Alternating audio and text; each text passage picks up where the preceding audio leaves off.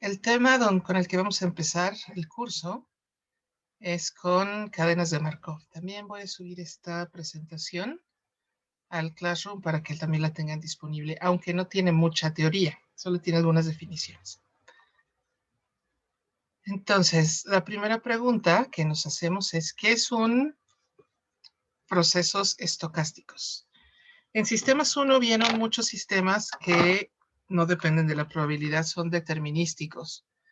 Pero en este curso la diferencia es que empieza a intervenir un poco de aleatoriedad o un poco de por lo menos cosas que podemos, fenómenos donde también intervienen las probabilidades. Entonces, un fenómeno aleatorio es un fenómeno empírico que en vez de ser determinístico, tiene cierto, tiene cierto grado como de azar, ¿no? O de probabilístico. Entonces, un proceso estocástico es un fenómeno aleatorio, o sea, que no es determinístico y que se desarrolla en el tiempo. Eso es importante. Es una palabra importante en la parte de los procesos estocásticos y las cadenas de Markov. Antes no intervenía el tiempo, ahora sí. Y básicamente ocurre de manera... Intervienen en que ocurran algunas cosas, bueno, que ocurran ciertas partes de este proceso, de este fenómeno, influyen las leyes probabilísticas. ¿Bien? Entonces, las palabras importantes de fenómenos estocásticos son el tiempo y la otra palabra, las otras palabras importantes es leyes probabilísticas. Entonces ahora tenemos una variable extra que es el tiempo y conforme pasa el tiempo y conforme las leyes probabilísticas, el sistema va a exhibir algunas propiedades. Bien. Entonces, de manera un poco más matemática formal, un proceso estocástico son variables aleatorias, es una familia de variables aleatorias que describen la evolución de un fenómeno, ¿no? A través del tiempo. Esto suena un poco enredoso, pero no lo es. Básicamente, xt, ¿no? Que sería una de las variables aleatorias, es cómo está el proceso o el sistema que estamos observando en el instante t. Y t es el conjunto de índices del proceso. Es como una noción de orden. En el caso de los fenómenos que vamos a observar, pues tiene que ver, por ejemplo, con el tiempo. ¿Ok? Entonces, ¿cómo sería esto? Supongamos que ustedes están haciendo un pastel.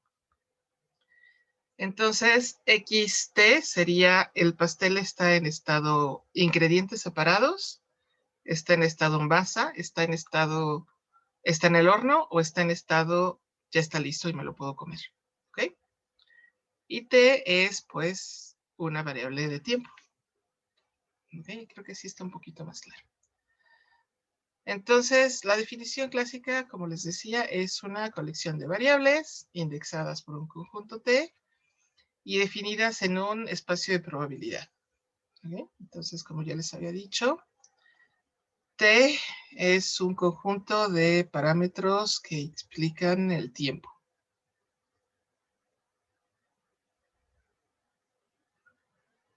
Entonces, hay varias maneras de clasificar estos procesos. Entonces, si el tiempo, el parámetro t, más bien, es numerable, si alguien de ustedes recuerda cuál es la definición de numerable, los leo.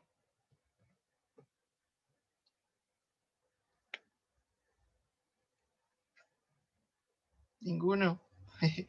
Bien, numerable es que se puede contar, ¿ok? Que tiene un límite específico, ¿ok? O sea, si lo puedo contar, si hay 1, 2, 3, 4, si puedo distinguir entre esos números, es numerable. Entonces, si yo puedo distinguir que hay, digamos, intervalos de tiempo bien definidos, entonces el proceso es en tiempo discreto. Si es un intervalo, por otro lado, el tiempo es continuo. Entonces, muchas veces el tiempo, aunque lo podemos, esta variable depende de cómo lo observemos más bien, ¿no? Por ejemplo, si distinguimos entre un día, el segundo día, el tercer día, estamos observando el tiempo como un parámetro discreto, ¿no? El día 1, el día 2, el día 3, el día 4. Pero si lo vemos, por ejemplo, con número de horas, si de 25 días con 4 horas 3 segundos, entonces el tiempo se convierte en un intervalo. Entonces el proceso estocástico se convierte, bueno, lo que estaríamos observando sería un proceso estocástico en tiempo continuo. Entonces aquí a veces hay que tener cuidado porque muchas veces el tiempo, el parámetro tiempo, depende mucho de cómo lo describamos. ¿Bien? Entonces, lo importante es saber qué puede ser en tiempo discreto, ¿no? O en tiempo continuo. Entonces hay dos. La otra variable que también hace que distingamos el tipo de procesos es cómo estamos observando el fenómeno. Entonces, el espacio de estados del proceso es todos los valores que puede tomar la variable aleatoria, ¿no? Es todos los estados que puede tener el sistema. Y estos estados también pueden ser discretos o continuos, al igual que el tiempo. Entonces, si lo que estamos observando, por ejemplo, lo puedo contar una vez más, o lo puedo distinguir claramente, entonces tal vez sería un discreto, pero si necesito variables continuas como de intervalo para describirlo, entonces estamos viendo un proceso, un espacio de estados de procesos continuos. Entonces, esto tiene algunas implicaciones, ¿no? Entonces, cuando los espacios de los estados del proceso son discretos, básicamente tenemos categorías, ¿no? Como mutuamente excluyentes. Entonces, estas categorías pues serían la categoría 0, 1, 2, 3, bla, bla, bla. Y entonces el sistema, o sea, el proceso siempre tiene que estar en alguno de estos estados, ¿no? Es importante que estas características que describamos sean mutuamente excluyentes. O sea, si tenemos una combinación de ambas, es otro estado diferente, ¿ok? Entonces, ¿por qué necesitamos que sean mutuamente excluyentes? Básicamente porque necesitamos que todas las probabilidades de ocurrencia sean igual a 1, ¿ok? Y también estos estados pueden ser continuos. Entonces, básicamente están definidos dentro de un intervalo, ¿no? Entonces, tenemos un número infinito de estados, ¿ok? Ejemplos de estados. Por ejemplo, supongamos que estamos observando nuestros estados son los resultados de los juegos de básquetbol. Entonces podemos observarlo de dos maneras, ¿no? Una manera sería si ganaron o perdieron o empatan, ¿ok? Y en ese caso tendríamos tres estados, ¿no? Ganar, perder o empatar. Y tendríamos un espacio de estados discretos, ¿cierto? Pueden hacer tres cosas nada más, ¿no? O ganar, o perder, o empatar. Pero si vemos el resultado como el número de puntos, entonces tendríamos un montón de estados, ¿no? Pueden anotar 0, aunque es poco probable que alguien anote 0 puntos en un partido. Pero podemos tener también, o sea, ya sé que es raro, ¿no? Más o menos los resultados deben estar como en cuánto. Díganme más o menos como cuáles son los resultados típicos del número de puntos en un juego de básquet. Los leo.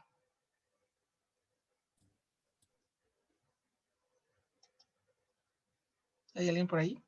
30, 32. ¿Alguien tiene algún otro resultado? No sé, 90s, 80s. 60, 75. Exacto, yo había visto que eran como 90, 100, ¿no? Por ahí. Pero se dan cuenta que tenemos muchos más resultados. Y a pesar de que son, digamos, son números enteros, podemos tener una infinidad de resultados, ¿cierto? Entonces podríamos decir casi que tendríamos cualquier número, ¿no? A partir de 0 podemos tener tal vez un juego en el que anoten 200 puntos. Podría pasar, así un palizón de ese tamaño. Algo así como, sí, entonces tendríamos como una cantidad de espacios bastante infinita, ¿no? Bueno, no creo que infinita, no creo que haya un juego donde puedan anotar 1000 puntos. Pero tenemos algo muy parecido, ¿no? A un espacio de estados casi infinito, ¿ok? Entonces, ese podría ser un ejemplo. Otro ejemplo sería, por ejemplo, si ustedes ven la estatura de la gente, podrían tal vez separarla entre estatura baja, estatura media y estatura alta, ¿no? Y tendrían tres espacios, ¿no? Por abajo de la media, alrededor de la media y más arriba de la media. Si ustedes ven la estatura de la gente de esa manera, tendrían un espacio de estados discreto, ¿sí? O sea, solo cabrías como en 3 categorías. Pero si mides el espacio de estaturas como la estatura en centímetros, entonces tendríamos un espacio de estados continuo. ¿Okay? Entonces podría ser cualquier número real. O sea, nadie puede tener una estatura negativa, pero sí puedes ir desde, no sé, una estatura, creo que la persona más pequeña debe medir 45 centímetros, ¿no? Más o menos, pequeñitos hasta 250, ¿sí? Y sería una cantidad infinita lo que existe ahí, ¿no? De estados, ¿ok? Entonces, esa sería la diferencia entre tal vez un estado discreto y un estado continuo. Hay casos que son mucho más como, más claros, pero sí depende mucho de cómo estemos observando el proceso, ¿ok? Entonces, vamos a ver algunos ejemplos. Entonces, podemos tener combinaciones de esas dos cosas. Entonces, tendríamos 4 tipos de procesos, ¿no? Tendríamos un proceso con tiempo discreto y espacio de estados discreto. Entonces, tendríamos, por ejemplo, alguien que apuesta. Cada vez que apuesta sería un nuevo juego. Entonces, tendríamos un espacio de tiempo, un tiempo discreto. Cada juego sería un juego, el segundo juego, el tercer juego, tendríamos tiempo discreto. Y los resultados, si cada vez que apuesta puede ganar o perder 10 y deja de jugar cuando tenga 0 o dobla su dinero, entonces tenemos un espacio de tiempo discreto y un espacio de estados discreto, ¿no? Porque solo puede tener 0, 10, 20, 30, 40, 50 o 60 pesos, ¿ok? Bien, también podemos tener un proceso estocástico con tiempo discreto y espacio de estados continuo. Entonces, tiempo discreto, porque estamos midiendo el tiempo, sería la cantidad de agua almacenada en un embalse a cada hora. ¿Por qué sería el tiempo discreto? Porque sería cada hora que estaríamos midiendo. Entonces, tendríamos el tiempo medido de manera discreta y tendríamos un espacio de estados continuo, porque si medimos el volumen como metros cúbicos. Entonces tendríamos un espacio de estados continuo e infinito, ¿no? Desde 0 hasta la capacidad máxima del embalse. Ok, luego tenemos un tiempo, podemos tener uno de tiempo continuo y espacios discreto. Entonces, por ejemplo, número de computadoras encendidas en todo momento. Entonces, ¿por qué tendríamos un espacio discreto? Porque solo podemos tener 1, 2 o 3 o 4 computadoras. No podemos tener media computadora encendida. Entonces, tendríamos un espacio de estados discreto y tiempo continuo, porque estaremos midiéndolas, pues ya se encendió, ya se apagó, etc. ¿Okay? Y finalmente tendríamos otro caso, que es tiempo continuo y espacios de estados continuos, serían metros cúbicos de agua almacenada en un embalse todo el tiempo. Si estamos haciendo el monitoreo constante, tendríamos pues un tiempo continuo y tendríamos también el espacio de estados continuo. ¿Hasta acá todo bien? ¿Alguna duda?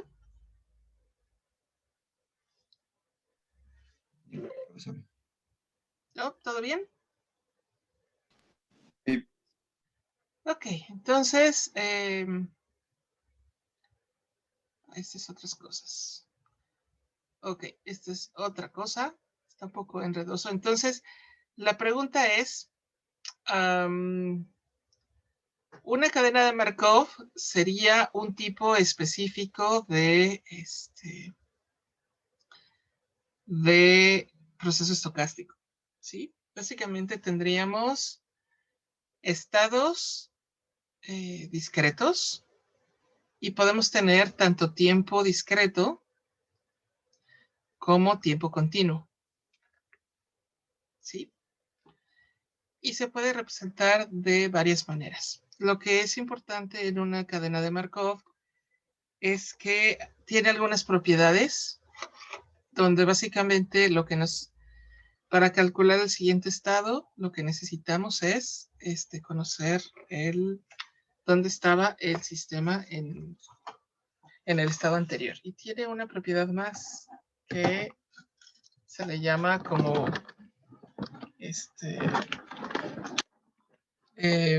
memoria limitada. O sea, básicamente eso significa como que se le olvida lo que pasó y solo le interesa lo que pasa adelante. Es importante tal vez ahorita que hagamos alguna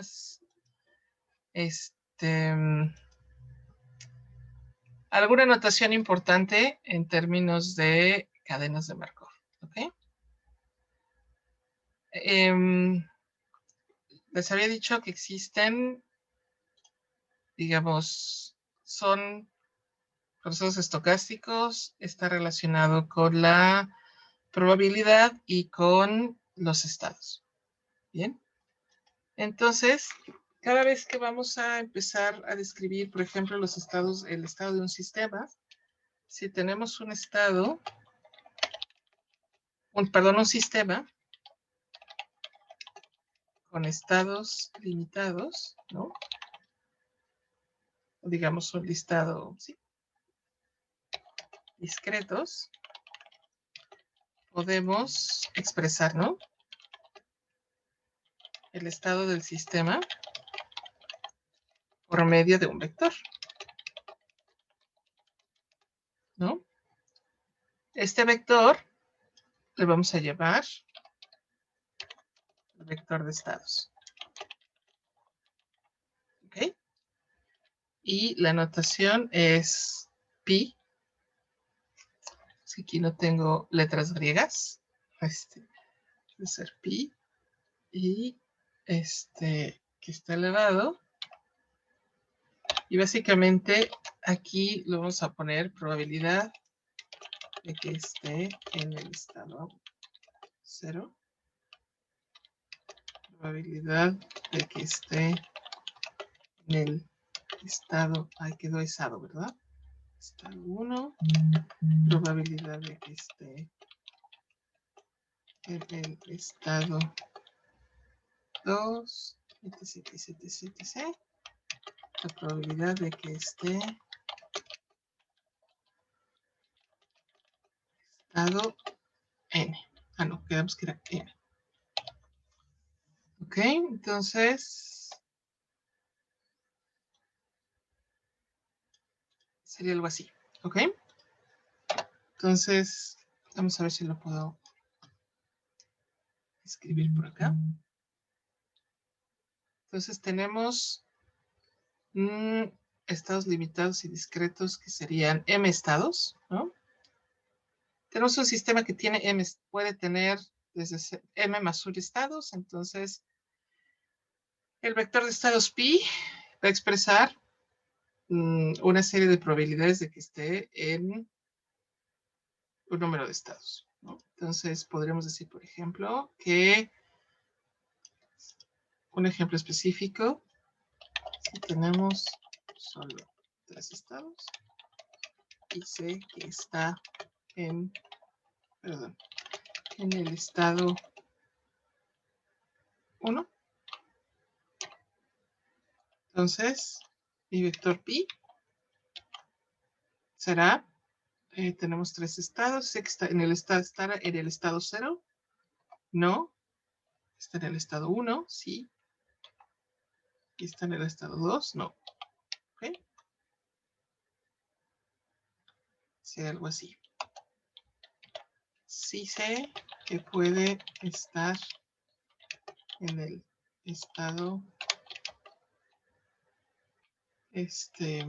vamos a ver.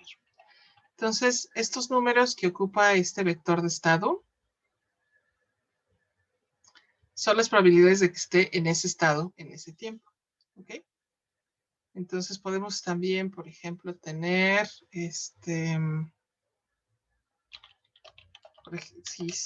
si creo que está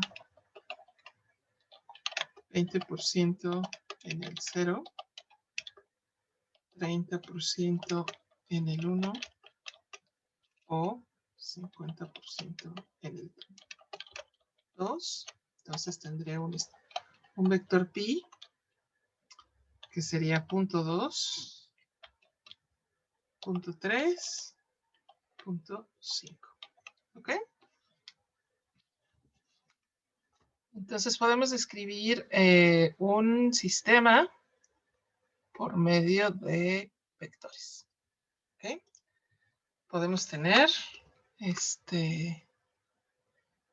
el estado, en un tiempo, ahorita no hemos puesto el parámetro tiempo, solo hemos dado el probabilidad de estar en algún estado. ¿Ok? Entonces, la propiedad importante de los vectores de estado es que los elementos del vector suman 1 siempre. ¿Ok? Vamos a ponerlo por acá. La suma de los elementos de un vector de estado siempre deben sumar. Ok, son probabilidades de estado, entonces necesitamos que sumen 1.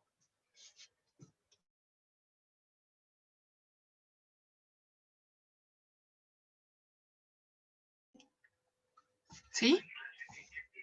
Bien. ¿Alguna duda hasta acá? Una hora, ¿verdad? Una hora, señor Ignacio. Gracias. No, todo bien, maestro. ¿Todo bien? Entonces, podemos escribir un sistema por medio de su vector de estados, ¿ok? Si sabemos exactamente en qué estado está, pues entonces no necesitamos dividir la probabilidad entre los estados, pero si no tenemos, si tenemos como una probabilidad aproximada, pues podemos distribuir esa probabilidad entre los diferentes estados. ¿De acuerdo? De acuerdo. Ok, entonces, otra cosa importante es que existen diferentes, ¿cómo se llama? probabilidades de transición entre un estado y otro, ¿no? O sea, más o menos la parte importante de las cadenas de Markov es que son sistemas que pasar de un estado a otro depende de dónde estoy. ¿Ok? ¿Recuerdan un poco la parte de las probabilidades bayesianas? ¿O ya se les olvidó?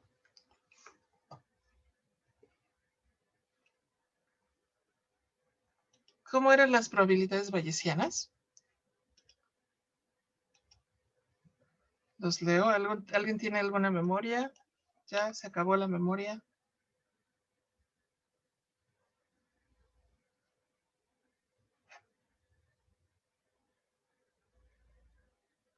¿Nadie?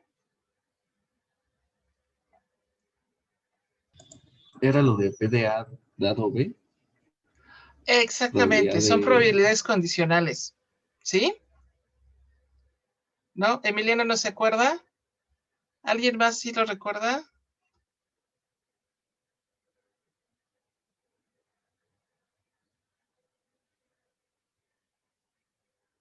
No.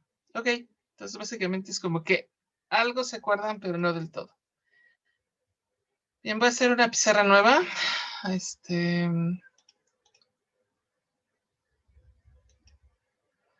Básicamente, las probabilidades bayesianas son probabilidades condicionadas, ¿no? Entonces son probabilidades de que pase B, dado que pasó A, ¿sí? Esto implica probabilidad de que pase B, dado que pasó A. ¿Cierto? Profesor. Entonces, básicamente, lo que necesitamos en la parte de cadenas de Markov, esto es muy importante, porque son sistemas donde lo que estamos observando es justamente estas probabilidades bayesianas. Son probabilidades de que el sistema pase a un estado, las cadenas de Markov, pues son sistemas donde lo que nos interesa son esas probabilidades bayesianas, ¿ok?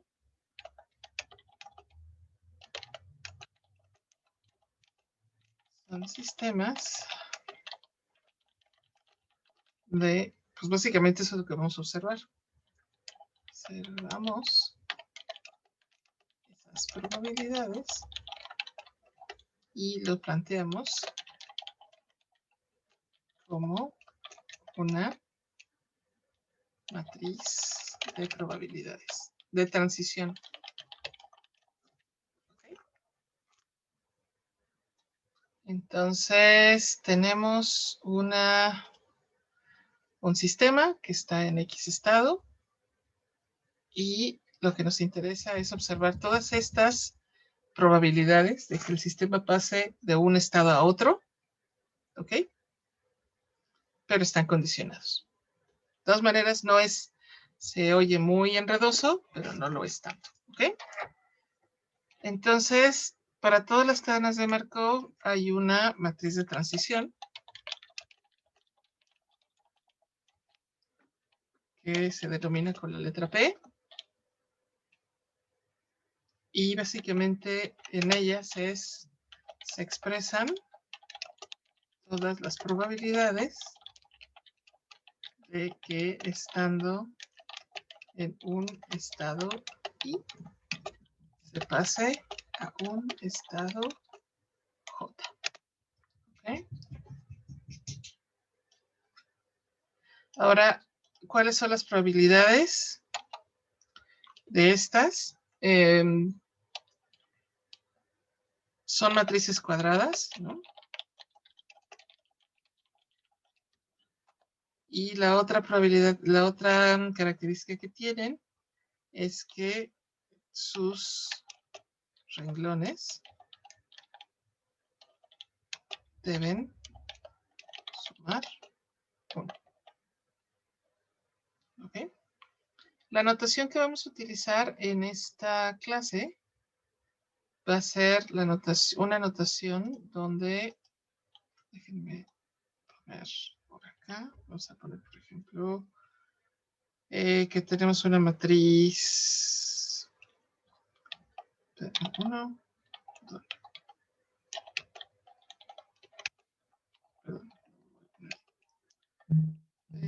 2, P1, 3, P21, P22, P23, P31, P32, 3. Vamos a utilizar una notación donde este sería, ay, perdón, este sería nuestra matriz. Aquí tenemos y las probabilidades, vamos a utilizar aquí las que vienen de acá hacia acá, ¿ok? O sea, entonces esta probabilidad 1, 1 será la probabilidad de que estando en el estado 1 se quede en el estado 1. La P1, 2, creo que sería importante que lo ponemos por acá. La P1, 1 es la probabilidad que estando en el estado 1 pase al estado 1. P1, 2 sería la probabilidad de que estando en estado 1 pase al estado 2. Entonces la P32 sería probabilidad de que estando en el estado 3 pase al estado 2. O sea, sería equivalente a probabilidad de que 2 dado que 3. ¿Ok? ¿Está claro? Profesora. Hay textos, tiene que tener cuidado donde esta anotación es al revés. Entonces, utilizan como los renglones, las columnas, como si fueran las, ¿cómo se llama? Las columnas se convierten en renglones. Entonces tengan cuidado de cuál es la anotación que utilizan esos libros porque no es estándar. ¿Ok?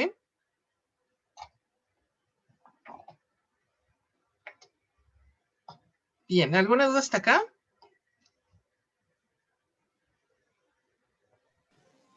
No, maestra. ¿Vamos bien? Creo que era en la C. ¿Perdón? Cadenas de Markov, para no escribirlas completas. CDM. Gracias. ¿Ok? Bien. Entonces tenemos estas matrices de transición P y tenemos vectores de estado pi. ¿Ok? Y entonces la pregunta es, en el caso de, hay otra manera de plantear estas cadenas de Markov, pero como una red. ¿Ok? Vamos a borrar esto. Entonces, supongamos que tenemos 3 estados nada más. Entonces, podemos plantear la cadena como tal cual, como una red, donde aquí tenemos un estado 1, tenemos un estado 2 y tenemos un estado 3. ¿Ok? Y pues podemos plantear acá las probabilidades de transición. Esta también sería otra probabilidad de transición. A las P se llaman pues probabilidades de transición, ¿no? Probabilidades de pasar de un estado al otro.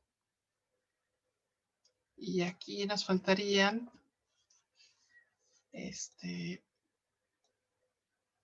las probabilidades de quedarse en el mismo estado.